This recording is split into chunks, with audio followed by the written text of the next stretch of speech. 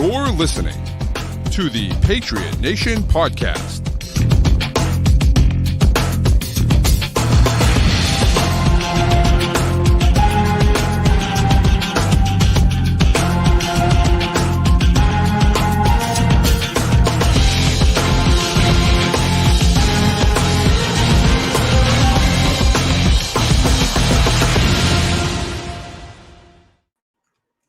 All right, welcome into another edition of the Patriot Nation Podcast. This one is our first Pats Nation post-game report of the 2024 season. Matt, it feels good. I mean, it doesn't feel that good because, Jesus, this game was really, really hard to watch for at least three quarters. But it's still nice to have Patriots football back. Yeah, fans in the stands, some of them.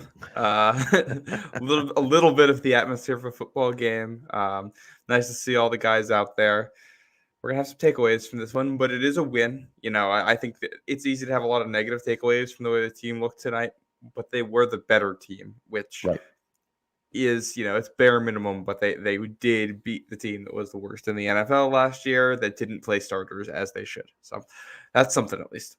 Yeah, I just don't understand. And all right, so here's the thing. And Keegan tweeted this out earlier. Keegan Stiefel tweeted this out earlier. That Joe Milton is going to be responsible for some just awful, unforgivable takes tomorrow. Oh, yeah. The phone calls and maybe even the hosts. You never know in this town. But golly, the people are going to be going crazy about Joe Milton. And Joe Milton, by the way, looked great tonight. He was fun. Yeah, he was fantastic. I thought he played extremely well. Way better than I expected. But, I'm already seeing Joe Milton QB1, and it's like, all right, pump the brakes. It's like Malik Cunningham on steroids. Although I will say, Joe Hampton's pretty good. It's pretty good. Yeah, look, it's I'm very happy with how he performed tonight. And I will say, the issue with Joe Milton is not his physical talent, it's the mental stuff. And obviously, we saw the physical talent out there, especially against third, fourth, fifth stringers from Carolina. He made them look like backups, which he should as an athlete. But the fact that he read the defense pretty well, he was largely pretty accurate when they had him throw the ball.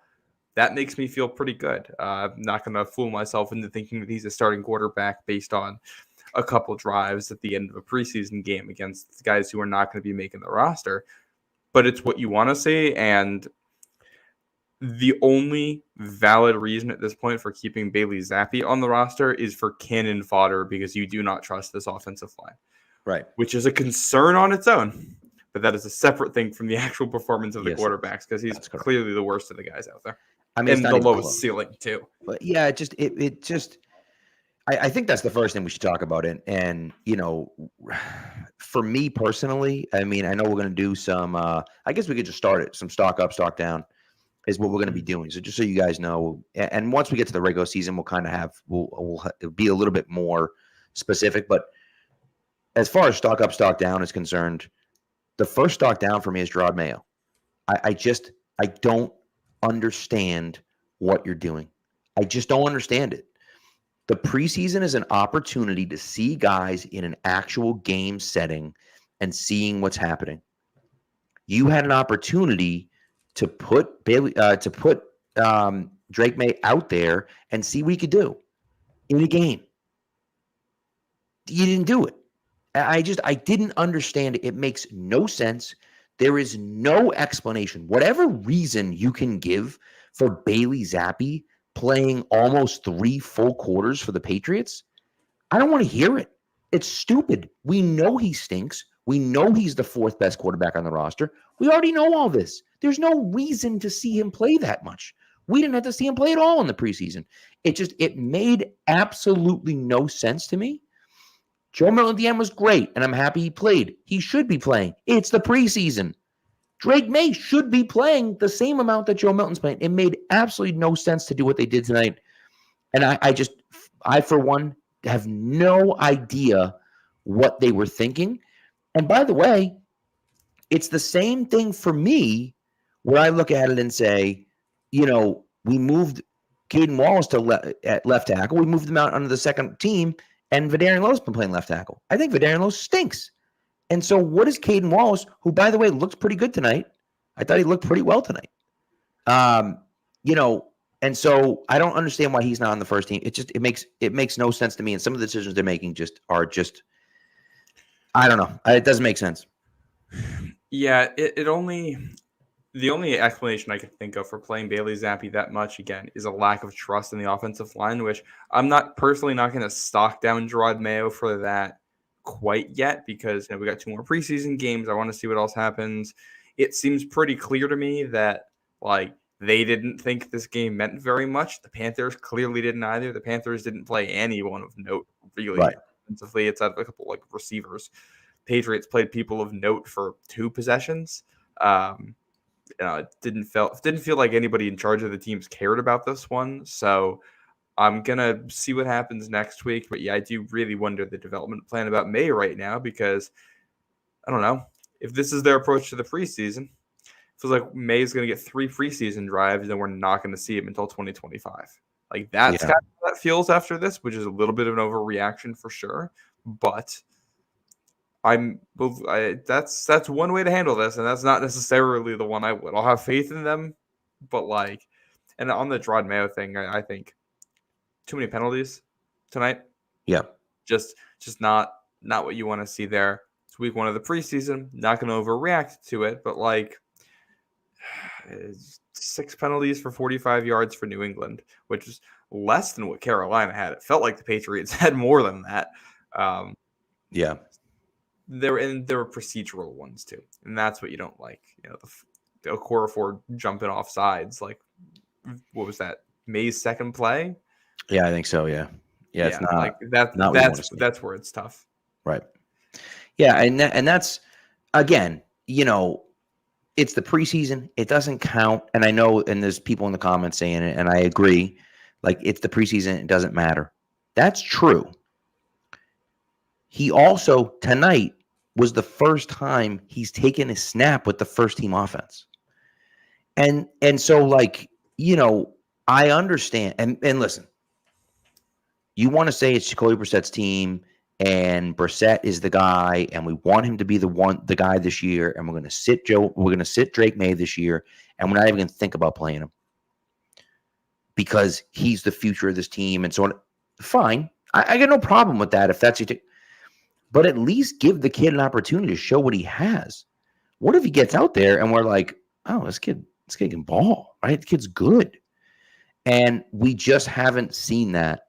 We haven't been allowed to see that, right? And that's the frustrating part for me. And again, it's preseason, so it doesn't really matter, right? Doesn't really matter. But it does at the same time, right? We want to see what these guys can do. And the other part of it for me is that Bailey Zappi's in there. Bailey Zappi's not a good quarterback. You have wide receivers and tight ends that are trying to make the roster. We have no idea what any of those weapons are going to look like this year. No clue. With Drake May and Joe Milton back there, you have a much better chance of getting those guys the ball in accurate spots in good positions than you do with Bailey Zappi out there. You just do. That's just true.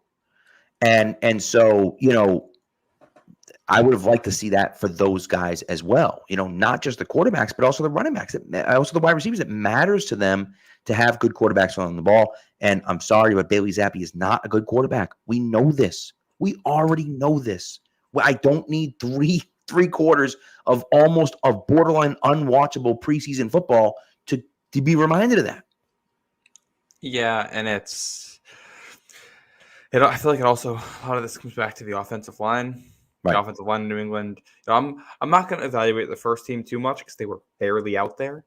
But you get down the depth chart, didn't think it looked great. It wasn't, as abysmal as it has been at some points in the preseason the last 2 years. Yeah. But it wasn't good. And that was against depth guys for a bad defense. So I think it got above the lowest possible bar in terms of performance, but it doesn't inspire confidence. And I think it's pretty clear the way they're handling it means that they aren't confident in the line. Right. which is the biggest red flag of all right now, because, that's where you don't want May's development to really get hampered if he's playing behind the line. If they don't trust the line and they don't think they can put May back there, that could also hamper his development. Means you don't get to learn a lot about, your offensive weapons. I think for both sides tonight, this isn't just a New England problem, but for Carolina as well, both teams had real issues in the trenches. And I don't feel like I learned much about any of the skill position guys on either team. No. Did you learn anything about New England's secondary tonight? Because Not I a didn't. thing. I would get say tested once. there were one of the few of the things I like to see. Marcellus Dial, I thought, played aggressively. I thought I saw some good aggressiveness from their corners, willingness to go up and make a play and make a tackle and get in the backfield and stick their nose in. I saw those things, so I'm happy about that. But like as far as coverage and things like that are concerned, there's no way to know. There's just no way to know, right? You're playing against third string, Jake Plummer's nephew. Is that actually Jake Plummer's nephew? I have no idea. I'm not Jack sure. Plummer has I any don't think relation he's to Jake Plummer. I don't think he actually is related, which is crazy. It's crazy. It's crazy to me that he just should be. I'm just going to call him Jake Plummer's son. I don't know if he actually is or not, but he should be. But, fine. All right. He's out there. You don't have Bryce Young. You don't have Leggett. You don't have any of those guys. They got no one out there. And so you have no idea. I will say I was still impressed with the defense. I know you're playing against backups. I know, but they looked good. We'll see what happens on Tuesday when Philly comes to town. And I say Tuesday because I think Tuesday is going to be far more indicative of what the Patriots defense is going to look like. They're going to be playing against the ones on Tuesday. They're not going to be playing against the ones on Thursday. And so, I'm curious to see what that looks like. But again, some lower tier guys, they made some plays today, and I was impressed by that. And so, so we'll see. Yeah, I did think, looking forward with the way that the coaching staff approached this game, I feel like that joint practice is going to mean way more than the preseason games. And I feel like, this is an indication to me that at this point, they think what's happening in practice is significantly more important than anything that happens in a preseason game. This felt like an opportunity for players to score bonus points or, maybe play themselves off the roster with poor play. I don't think anybody was really earning roster spots tonight, just the way the game played out. Hopefully, in next week, we're going to get to see a little bit more of some of the other position groups. I will say if we want to do more stock up, stock down, I'll give my first stock down here, which is Mitchell Wilcox. I'm not sure. He had so many drops today. We've been hearing about drops the whole training camp. I just don't know how he makes the roster. It doesn't. At this point, I don't see why. No. And the other tight ends behind him weren't fantastic, but Jaheim Bell had one play in space where he was able to get out and run a little bit, and he literally just came back to being healthy. So he was, I think, he was the second to last tight end on the depth chart. I think only ahead of Jacob Warren, and I would hope that for the next game they're going to bump him up to third tight end and give him some looks. That said, we talk about the depth chart. I will just go off topic for a second here before you jump in. It did feel like the depth chart meant nothing tonight. And a lot of the outside of the offensive line, especially the skill positions, it felt like they were throwing out just random groupings of guys. It felt like seniority was big there. Seniority is the only possible way you can explain why Juju Smith-Schuster is getting reps with the starters and Javon Baker's playing well into the fourth quarter. Yeah, it just makes no sense. And I know you want to see things from guys. I think Juju's going to get cut. And so I think, maybe let's see if you can do something out here and maybe we can trade you or whatever, right? But I just think, it's bad. By the way, people saying that we have the worst offensive line in football. Holy crap, look at Carolina. Carolina is the worst offensive line in football. But look at the other side of the ball, yeah. Yeah, they were terrible. But, my thing about, and I think it's interesting, the Mitchell Wilcox thing is a good point. Like, Jacob Warren didn't really do anything. LaMichael Pettaway looked downright bad today. But Mitchell Wilcox almost seems useless out there. Like, it just, I don't know. I just, the tight ends outside of Hooper and really, if we're looking at tight ends, it should be Hooper, Henry, and probably Jaheim Bell. Because Jaheim Bell at least has some upside to those guys. I just don't get it. And so that's if you're talking about keeping tight ends, that's who I'm keeping. Are those three? And the other ones for me, you know, I'm good with jettison all three of them, to be honest with you. Well, and if Jaheim Bell doesn't earn a roster spot for you, and you think he's a practice squad guy, or just doesn't do well, and you don't want him around, I think you're keeping two tight ends and trying to claim somebody off of waivers or something. Which, again, I do look back at what's his face from last year, Pharaoh Brown, and let him walk. Yep. I still think that's curious because I thought he played well last year, but. That is what it is. I do think, I'm not sure if a Pharaoh Brown makes a whole lot of difference when you're trying to develop somebody like Bell, but he's still a question mark at this point. Yeah, that was strange to me.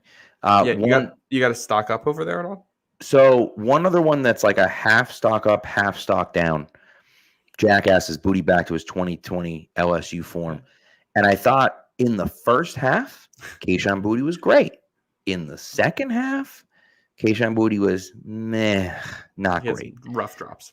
And, that long throw, both of those throws weren't easy catches. But they weren't easy catches. The long pass by Zappe was not an easy play. He should have had it. I don't think he approached the ball in a strange way. I don't know if he saw it until the last second. I don't know what happened. It just seemed like he just didn't get his hands up in time. And so that I didn't love.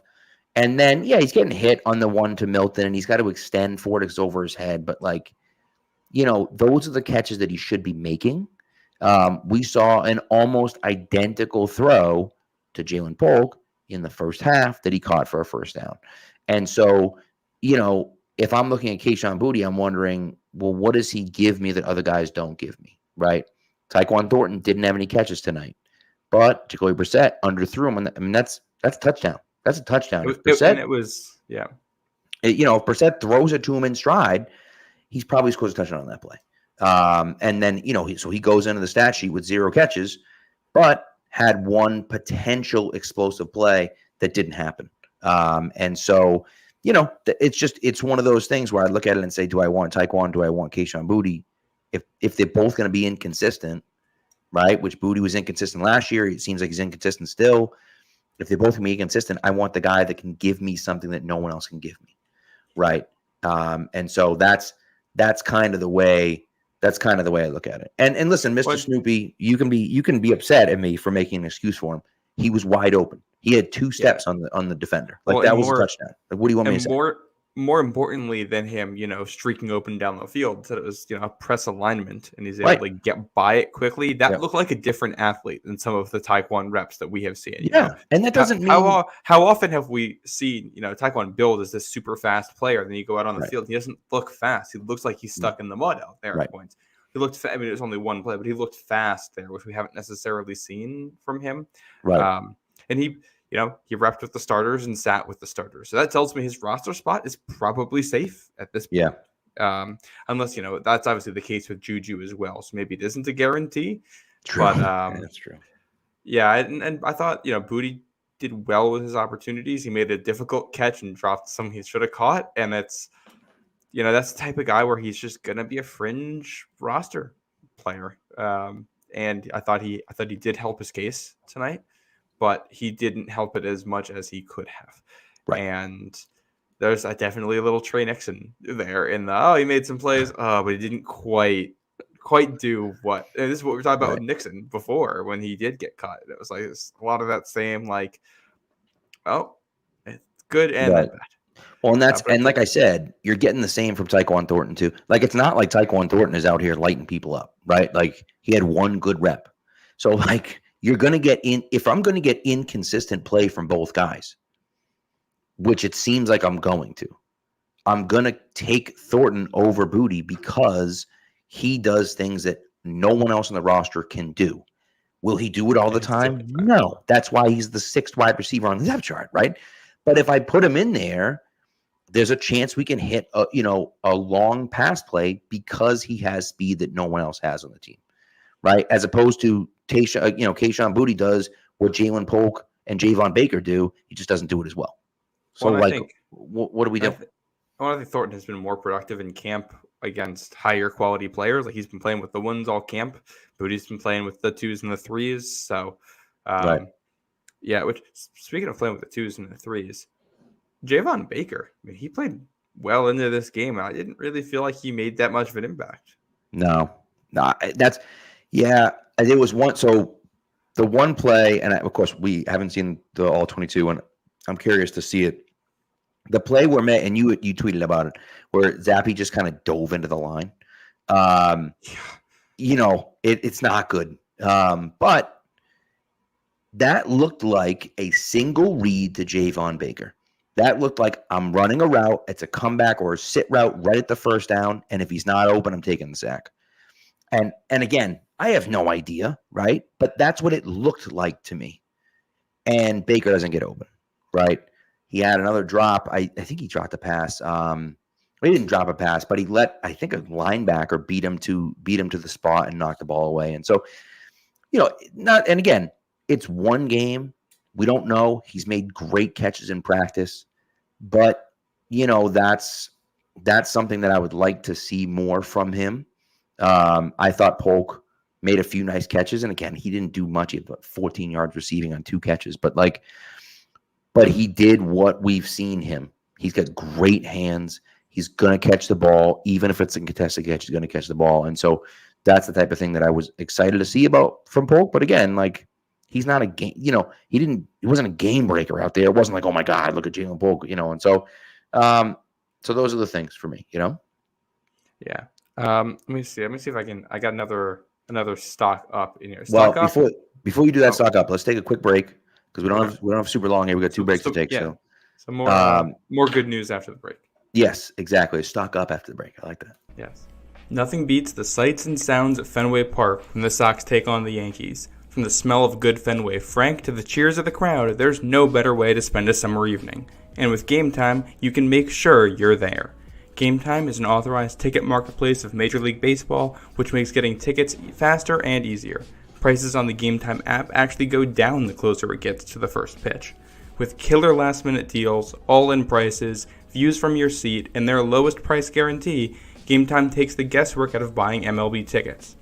The Red Sox return to Fenway from the All-Star break in a few weeks to host the Yankees and Mariners, and using the Game Time app, you can quickly find the best value tickets for any game by looking for the blue check mark on the map.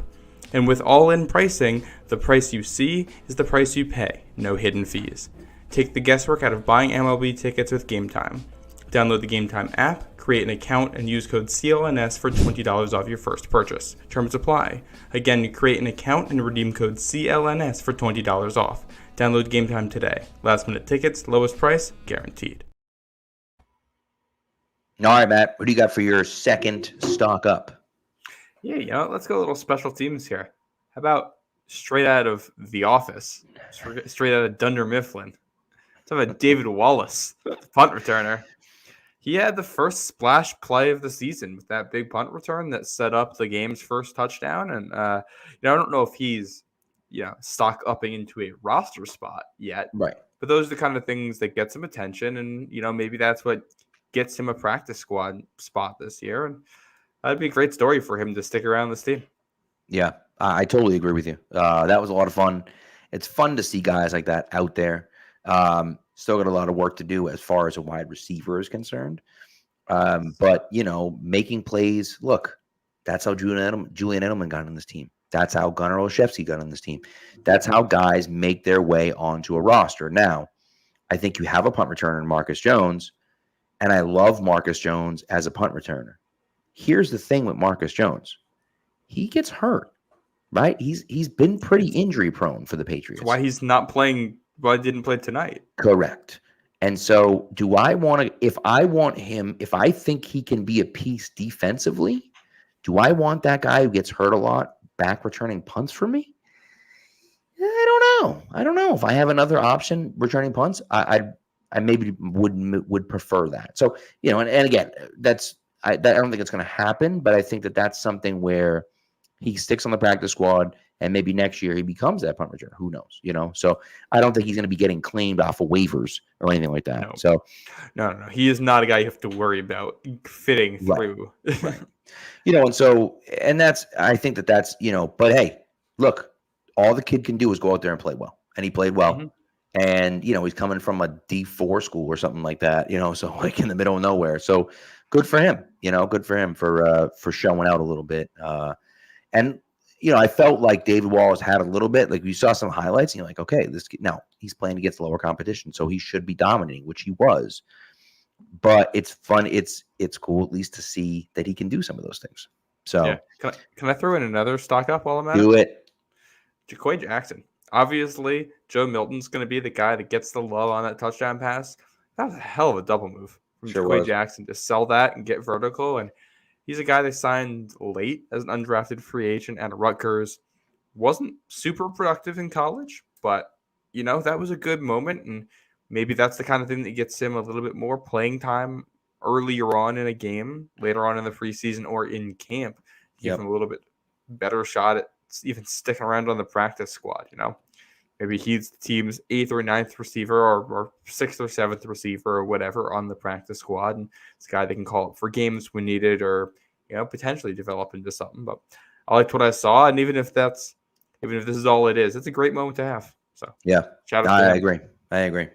Another stock up would be O'Shane Ximenez, who had a bad play at the beginning of the game. He went inside on an outside play. Mayo and Judon were coaching him up about it afterwards. But, I did think that overall he played pretty darn well. He got after the quarterback a few times. I think that he's a guy for me that was a little bit of an underrated signing for them. And, I thought that he could be a guy that kind of fills in that edge defender role. Remember now that, they're probably going to be without Christian Barmore this year. If they need to bump someone like Keon White inside on pass rushing situations, of course, right? Ximenez could give them a little bit of depth on that outside, on the edge. And I think that's kind of what he's going to be for them. I think we saw a little bit of a preview of it tonight. It's not perfect. Again, he's playing against backups, but I thought I was happy with what I saw from him today because he's a guy that I expect to be on the roster. And so I was happy with what I saw from him today. Well, I will say, with obviously Judon's situation up in the air, which he seemed to be very engaged tonight. That made me happy. Yeah. Barmore out. And we haven't talked about it really once on here, but Sion Takitaki still has not practiced. He's on the PUP list. I think that highlights the fact that this team did not re-sign Mac Wilson. And O'Shane Ximenez seems like a guy who can fill in that role for you. And, when you go to a pass rush package on 3rd and long, maybe it's Keon White inside and Daniel Aquale out there and, Judon and, Uche or Ximenez, or you put all 5 of those guys out there when you rush the passer. And he can play special teams. He can rush the passer for you. He's got a little bit more weight than Mac Wilson, which I think probably his benefit here. So I have a hard time seeing him not making this roster right now with how he's played. I agree. Really solid backup for them. Yep, I agree. And again, not a starter, not a guy that's going to come in and light the world on fire or whatever, but a good depth piece for them. I think that's kind of what I expect from him. 2 other guys I wanted to chat about real quick, and Old Man Ma pointed them out here, was Layden Robbins, and I thought played pretty well on the inside at guard. And I mentioned it before, but Caden Wallace I thought played well on the outside. I thought he played better on the left side than the right side. But I thought he looked pretty good tonight overall. And I think that now we should start looking at it and saying, okay, Vidarian Lowe's left tackle, sure. But we've seen some good stuff from Caden Wallace. Now, I would put Caden Wallace in practice on Tuesday against the ones. Philadelphia is a really good defense. Give him some reps at left tackle against Philadelphia and see what happens. Right? You're in practice. You're not risking Jacoby Brissett's health. You're not risking Drake May's health. Get him in there against the number ones and see what he can do against a really good defense. Because I think he's earned that. He was that number 1 left tackle. And then for whatever reason, he just gets bumped down to second. I don't understand what happened. No idea why. They never gave a reason. He just did. And so I'd like to see him get an opportunity to be that guy at left tackle. And again, who knows? But that's what I'd like to see. Yeah, that'd be nice. It was weird because I did notice some bad Caden Wallace reps, and Vidarian Lowe wasn't out there long enough Right. to really get a read on him. Yeah, just 2 series. Yeah, I'm looking forward to next Tuesday. I think we're going to learn a lot more about the offensive line. Then did not feel great about anybody out there. Like it wasn't.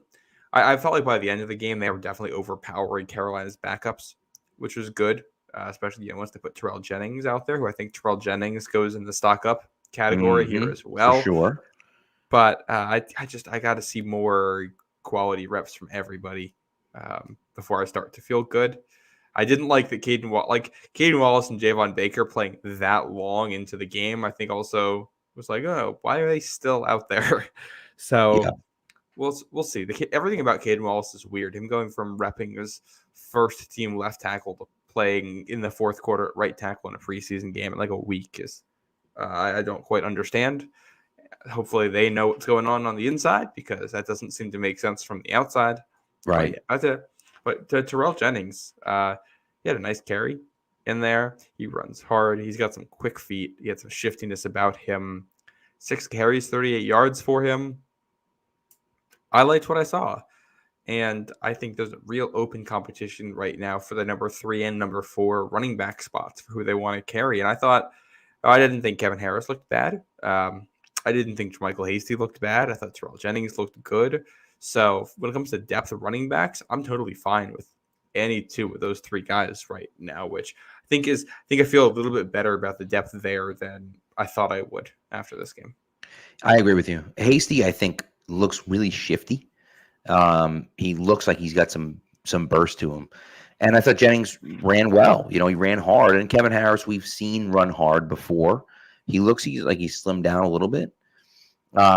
The question really for me is, who can catch the ball out of the backfield? I think Hasty probably is the guy that can most easily and most effortlessly catch the ball out of the backfield. So I think that kind of puts him on this roster. And then Jennings and Harris are fighting for that last spot. And, maybe Harris gets it and Jennings ends up on the practice squad. But I think we saw enough from both of those guys to kind of say, like, hey, there's a legitimate argument for these guys being on the roster at some point. And, we don't know. But that's kind of how I felt about both of those guys tonight. And again, no guarantees. It's not like they're going to be out there starting for the Patriots anytime soon. But for the most part, we're talking about, the bottom of the roster. And really that's what preseason is about, is the bottom of the roster, right? Those guys that are roster bubble guys, are they going to make the roster or are they not? We don't know, right? And that's what I like to see in here. Are those guys. And then, every now and again, a guy flashes. I mean, do you remember, I don't know if you might be too young to remember this, but Victor Cruz against the Patriots in his rookie year had 3 touchdown catches in the last preseason game against the Patriots. And he was from UMass. So, of course, that was a big conversation. It was against the Patriots, 3 touchdown catches. It was like, oh, my God, this guy. Well, he got cut and ended up on the practice squad that year for the Giants. And, of course, he ends up being a very good wide receiver for them, wins, I think, 2 Super Bowls with them. I think he was on both the 07 and the 11 teams. No, I think he was a rookie in either 08 or 09. Oh, okay, so maybe you're right. But either way, that's a guy that, flashed in the last preseason game and still made it to the practice squad and ended up being a good player. So, not that he did it that year, he ended up doing it the next year, but every now and again, you can see a guy that kind of breaks through and makes something of himself, and you see a little bit of it in the preseason. And so, I'm interested to see if any of those guys that we saw tonight could do that.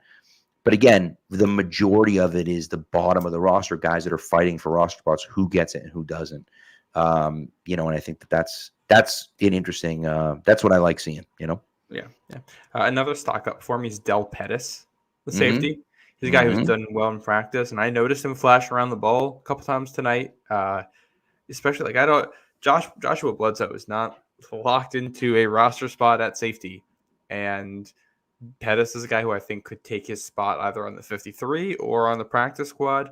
AJ Thomas too. I didn't notice him as much tonight, but I did see that 35 jersey flashing around at points. So I think, Josh Bledsoe might have a roster spot taken from him depending on how the preseason goes. Did Bledsoe even play tonight? I don't remember seeing him. I don't believe he did. Is he hurt right now? I think he's been out. And the real thing about the biggest thing for me about Bledsoe Oh yeah, he's hurt. is he is hurt. But the thing for me is that last year in the preseason and in training camp, he was everywhere. He made plays all over the place. We were like, this kid's going to be a star. Like, he's going to be the next safety that comes on. And then he got into the games and he stunk, disappeared, never saw him, never did it. And so, like, that's, to me, that's one of those ones where I'm like, all right, maybe this kid just doesn't have it, right? And when he actually gets in the game, he doesn't have a feel for the game and he just never really played well in any games that he played in, preseason or regular season.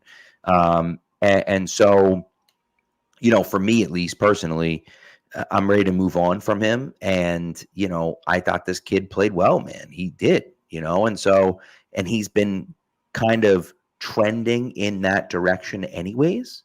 And so, I was happy to see that from him.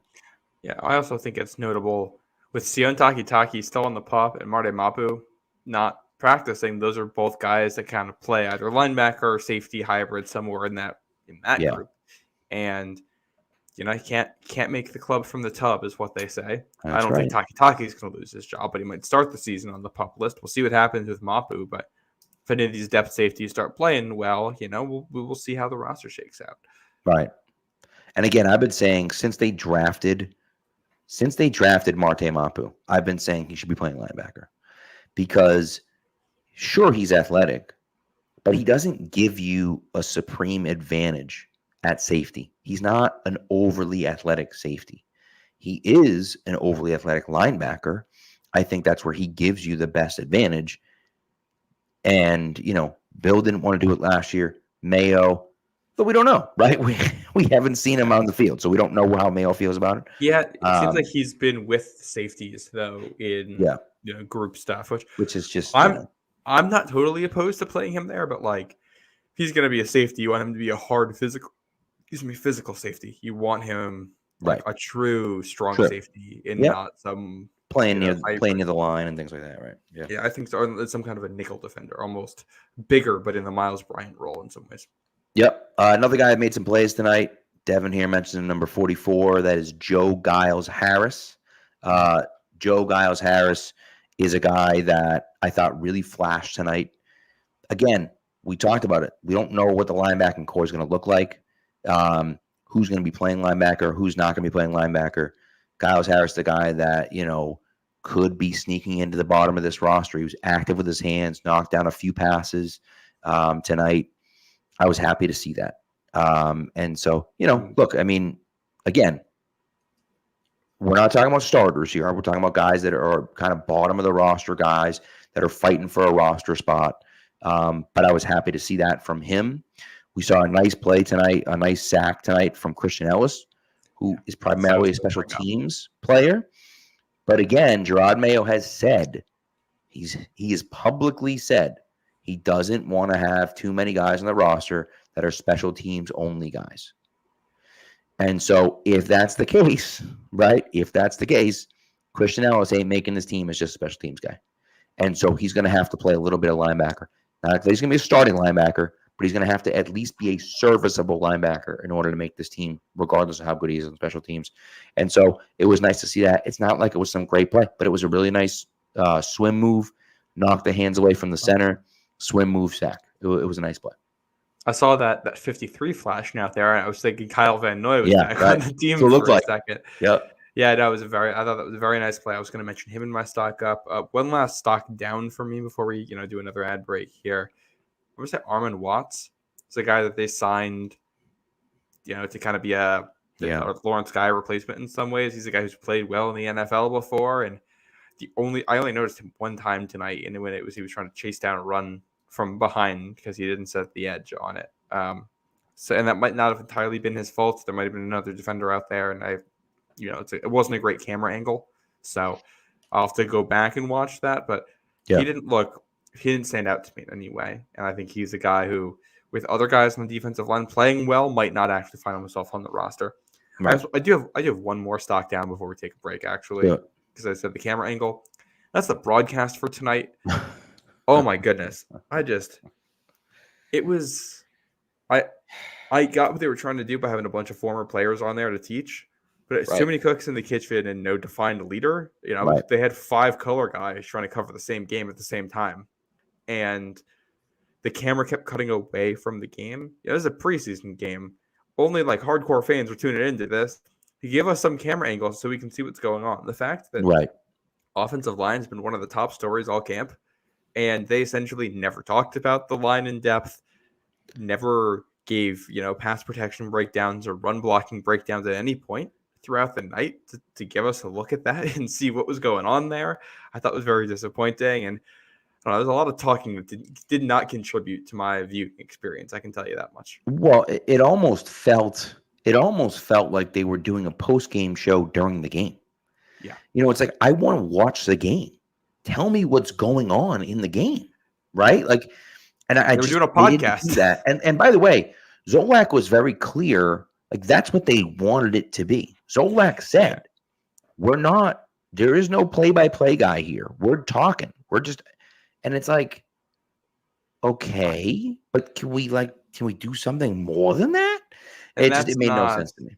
And that's not, I'm not going to blame any of the guys who were on TV tonight, because that's not them. It's whoever set this up as the idea for the show. And like, I feel like they lost the plot pretty early when it's Drake May's first play and they're cut into like a split screen so you can watch Paul Perillo and Brian Hoyer talk. And it's like, this is the first time we're seeing the number 3 pick on the field for New England.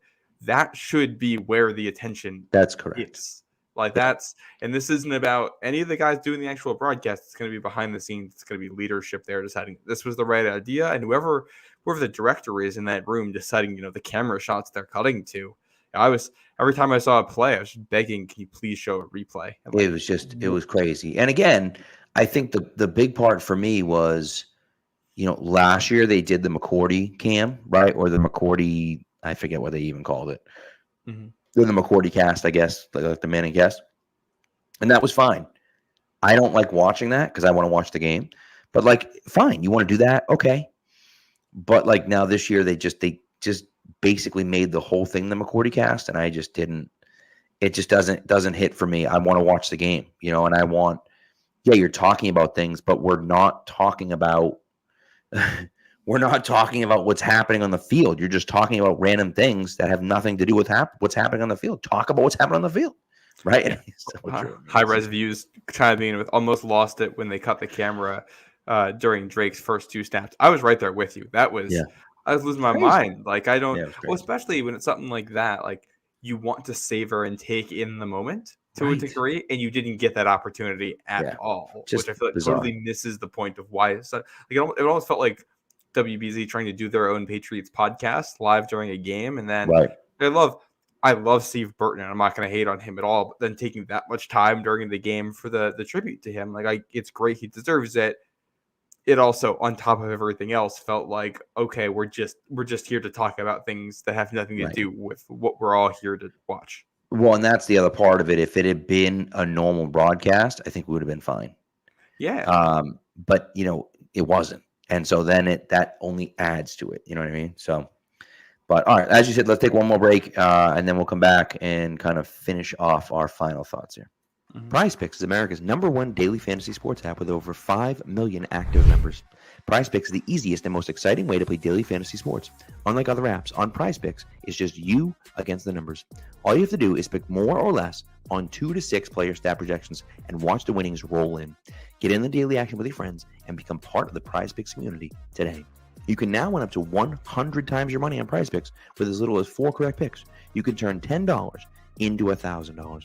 If you're looking for promotions, PrizePicks has got you covered every week.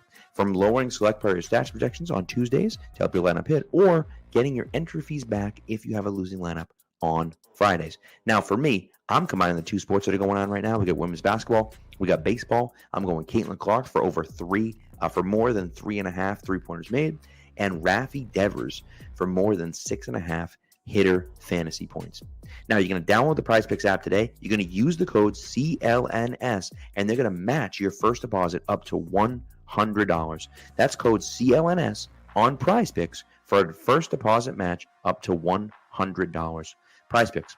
Pick more. Pick less. It's that easy.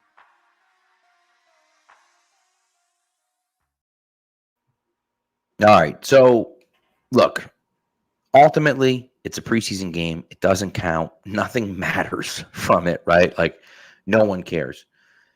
But at the same time, like, there should be an opportunity to see guys that we don't. And honestly, it's stupid. It's fan service, but like, yeah, the fans are showing up to the game. Imagine you went to the game tonight. I have season tickets. We donated our tickets to the Jimmy Fund. Some poor family went to that game and had to watch Bailey Zappi for 3/4. That's just mean. That's just mean. Like, you went to the game and you had to watch Bailey Zappi? Like, what the hell? You know, like, we should be watching Joe Milton and Drake May. That's what we should be watching. And Jake, and if you had stuck, if God, I mean, God help you, if you had stuck through that whole game and then you got rewarded by Joe Milton at the end. But like, you should have been, that should have happened all game, you know. And so that's, man, that was frustrating. And it's just, you know, again, we don't know what, and it's easy to criticize. Gerard Mayo's first ever, you know, game as a head coach. And so it's easy to sit here and criticize him and criticize what he was doing and everything like that. But like, man, you just feel like they could have done more. And they didn't. And that's frustrating. Well, and this is something that Mayo addressed after the game. He said this was always the plan: one series for each, and then kind of divide up the rest, is how it sounded. And it does also sound like that's going to be different next week. So I do wonder if this was hey, the offense isn't ready yet. We are just going to let them get their feet wet and let the backups take it from there. And then week 2 is when we're really going to get into it, which we'll see. I will say I was looking up CJ Stroud last year. Stroud played just 2 possessions in Houston's opener last year in New England. Then he played a half in their next game, and then 2 possessions in their last preseason game. And Right. May is, you know, here with Brissett as well. So, you know, it's not going to be the same division of reps, but I do wonder if we see something similar with Philly where it's, you know, Brissett gets maybe 3 drives against Philly, and then maybe May gets 3 or 4 drives against Philly, and then maybe Milton gets 3 or 4, and Zappi gets, you know, maybe 1 at the end if they have time for it. Right. For the love of God, if I have to watch Bailey Zappi again for a half next game, I'm going to be so mad. You know, yeah. I wouldn't be surprised if they keep him through the joint practice and everything, just to have another QB to do reps with. That I agree with. Yeah. But I think I'm okay keeping him through the Philly game. After that, I don't know why you're keeping him around. And there's no reason they have to be on this team. Did they have to cut the roster down to 75 and then 53, or it's just straight 53? Just now, once, right? Yeah. Which I will say I don't like that, but well, I think it's strange. I don't I don't really love it either, to be honest with you. But yeah, I don't know. I mean, look, you're not getting anything for Bailey Zappi. Nobody wants Bailey Zappi. No, you know, no one's giving you anything for Bailey Zappi. And so, you know, it's not as though they're going to get something back for him. But, you know, he'll probably leave New England and catch on to a practice squad somewhere else. And, you know, we'll see what he can do in another location. I wish him well wherever that next spot is, but there's no way they're keeping 4 quarterbacks, and Milton just doesn't make any sense. There's no reason to do it. Milton is a guy that's, you know, he's a lottery ticket, right? Yeah. Probably never going to be an actually good NFL quarterback, but you never know. If he develops into a guy, then you look at it and say, like, holy crap, this could be unbelievable. And by the way, somebody pointed out, you know, it's like RG3 and Kirk Cousins, and how Cousins ended up being better than RG3, and RG3 was a bum, is what they said.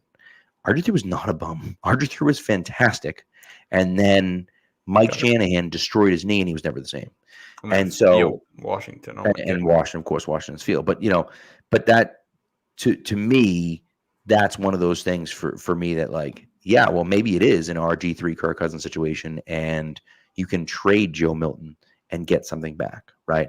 But, you know, I mean, that's we're a long way from that, right? But again, it's very obvious that Bailey Zappi is the 4th quarterback on here. There's no reason he should be on this roster. Now, Jack makes an interesting point here. would keeping Zappy make sense if they want May to sit the entire year? So if you're looking at it saying Drake May is not playing this year no matter what. No matter what happens, Drake May is not playing. Basically, if Brissett gets hurt, we're not playing. Right. Yeah. Right. In that case, you're basically saying that we're going to waste 2 roster spots on quarterbacks who will not play, which is a questionable roster move. I would strongly disagree with that. If that happened and you felt like Drake May needed more time, I would put Joe Milton in instead. I'm keeping Joe Milton as a developmental quarterback. And if you really felt like Joe Milton's not the future of this franchise, Drake May is, I don't want to waste Drake May this year. I guess you put in Joe Milton, but like to me, it doesn't make any sense. If you're putting in Joe Milton before Drake May, that's gonna create its own issues. 100%.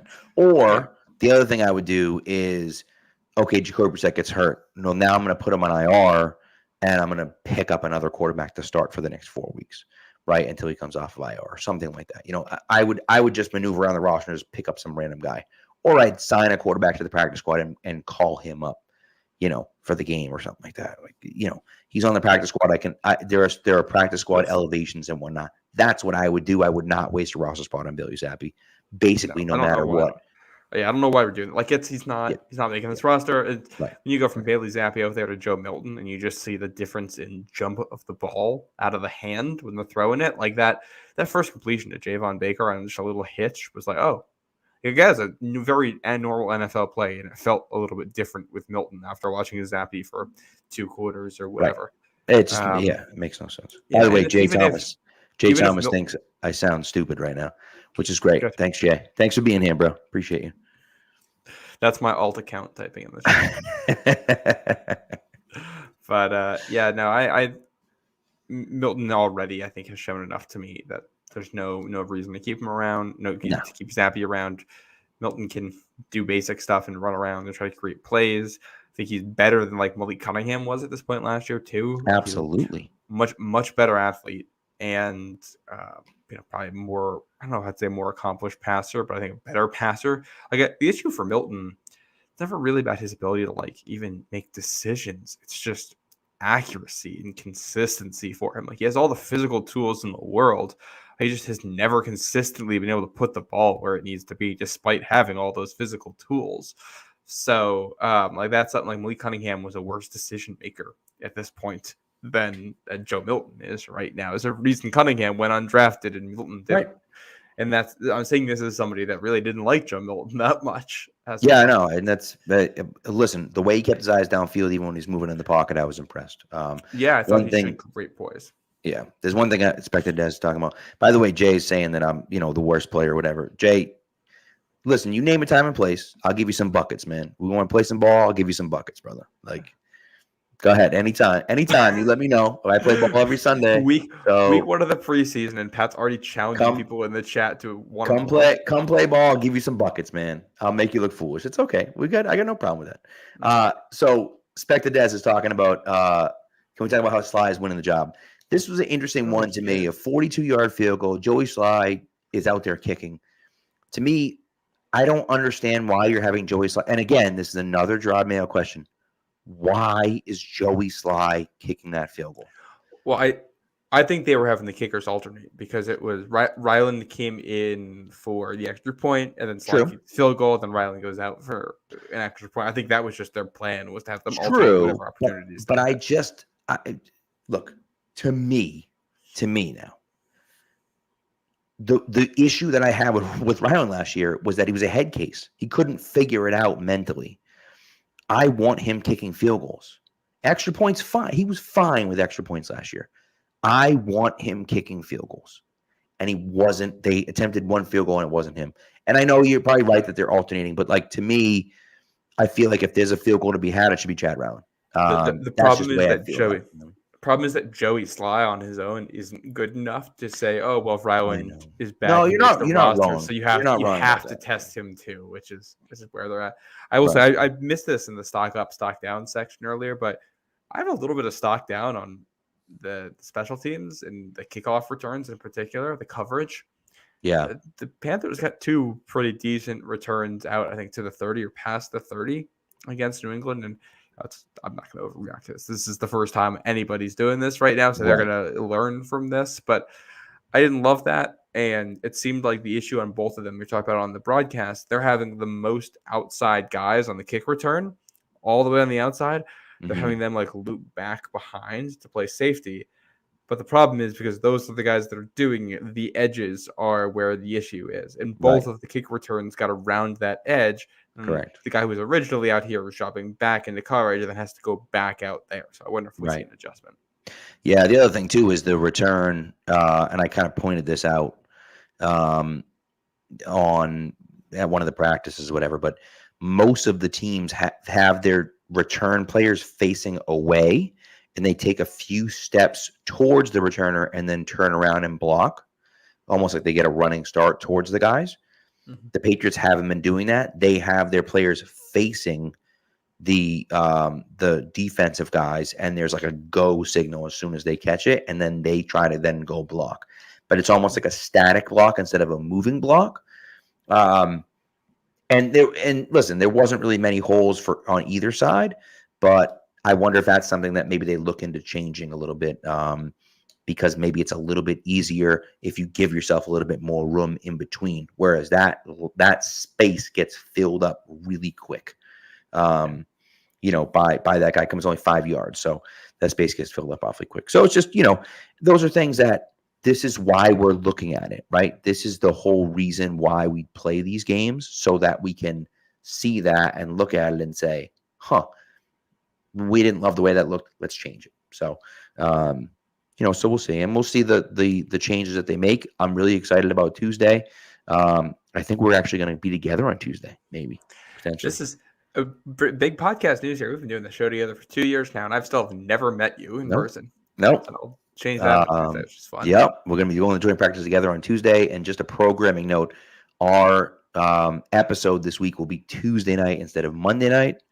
Matt will be back in New York on Tuesday night, and we'll be recording again, just like we always do, remotely like this. But we will be together on Tuesday for the joint practices.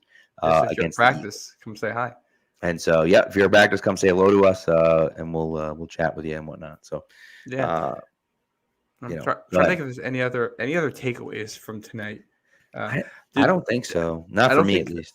Yeah, I think almost the absence of takeaways is in itself a takeaway. Like, I didn't feel like we learned a whole lot about either team, and I think big picture NFL, the Hall of Fame game, you never learn a lot from the Hall of Fame game, but it felt like nobody's playing in that. Nobody was playing in this game. Really, it didn't feel like a lot of people played in the Giants-Lions game tonight, as far as I could tell, either. And that game finished 14-3 is the final score. So it kind of, we haven't talked about it, but this is a different preseason schedule than a lot of us are used to still. This is a new thing to have just the 3 preseason games. And it does kind of seem like a lot of teams are saying, hey, preseason doesn't matter that much anymore. Clearly, the Carolina, they're not investing a whole lot in it, and they're just letting the practice reps do most of it. And I do wonder if New England is doing the same to a degree, which is a little bit annoying. But also, if this is the standard across the league, I don't think it's going to hurt them. Right. Thad made a good point about not seeing Belichick on the sideline. It was certainly a little weird not having Belichick on the sideline. So, by the way, one quick note: if you're going to be betting on the preseason, as I did tonight on Prize Picks, always take the under. Always take the under. Me, because I'm stupid. Javon Baker and Polk were both like 22 or 23 or 25 yards receiving, and May was like 65 yards receiving. I'm like, they'll definitely clip. No, they did not. No, they did not. Hendon Hooker I even picked because you had to have another guy from another team. And I was like, I'll pick the over on him too. It was like 90 yards or something like that. He threw for like 25. So in the preseason, always take the under if you're going. Always pick less. Not take the under. Always pick less if you go on Prize Picks, or take the under if you're on one of those other betting sites. No free ads, but one of those other betting sites. Yes. Aside from we're talking about overs and unders. The other guys in CLNS, when they were doing their big group pod, did over-unders on how many quarters every quarterback was going to play this preseason. And I think Bailey Zappi already smashed with his total. I think his total is 1.5 quarters. So I think he already at least met or beat that. That was the expectation. I think they were talking 11 and a half quarters for Drake May. Maybe. How many quarters are there in the preseason? No, there's 11 only and a half. That can't be right. Yeah, there's only 12 quarters in the preseason, so it might have been 5.5 for Drake May. I don't think we're gonna hit that. That's no way. No way. Unless they give May a whole game, but I doubt it. But we'll see what happens. So, anyways, it's a long way to go, right? I think Tuesday is going to be very indicative of kind of where we stand and how things look. Because again, that's when you're truly going to see the ones versus the ones. So I'm excited to see that on Tuesday. Thursday won't be a ton to see, although I will be there Thursday. If you're at the game on Thursday night, come say hello. I will be there on Thursday, but we're not going to stay the whole game. So we'll still be right after the game like we always are. But I didn't take my little guy to his first ever game, so that'll be fun. Nice. So, hopefully he gets to see a little more Drake May than we saw tonight. Yes, exactly. So let's hope. Anyways, that's all we got for tonight. Appreciate everyone coming on or coming through, I should say. Stick around because I just got a text from Mom. They're going on in 5 minutes, going live on 5 minutes. So stick around on the CLNS YouTube. Who's going live next? It is Taylor and Mike Cadlick. Yep, Taylor Kyles and Mike Cadlick. So stick around. Those guys will have great stuff. They'll have all the notes from the press conferences that you guys are looking for. Yeah, which will be nice. So that's good. So stick around for that. And we'll be with you, as we said, on Tuesday night, breaking down what we saw during the joint practices and also then previewing the game on Thursday night next week. All right, guys. Thanks again, and we will talk to you on Tuesday.